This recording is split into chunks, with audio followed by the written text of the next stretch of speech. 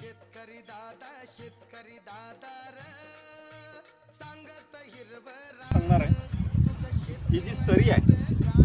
ही आहे सरी आणि हा आहे वरंबा। जर खूप मोठ्या प्रमाणात पाऊस झाला तर तो पावसाचं पाणी या सरीतून वाहून खाली जाणार आहे आणि याच्या वर पीक लागवड झाल्यामुळे जास्त पडलेला पाऊस हा या सरीतून गेल्यामुळे ह्या पिकावर त्याचा परिणाम होणार नाही आणि जर त्याच्यावर परिणाम झाला नाही तर ते पीक उमद आणि चांगलं आपल्याला इथं घ्यायला मिळेल। यानंतर सरीवरंबा पद्धतीचा दुसरा फायदा हा आहे की जर सरीवरंबा पद्धत आपण आपल्या शेतात तयार केली तर तीच पद्धत जर वापरली तर निश्चितपणे त्याचा फायदा कशाला होतो तर कमी पाऊस जर झाला तर कमी पावसामुळे हा जो वरंबा आहे हा वरंबा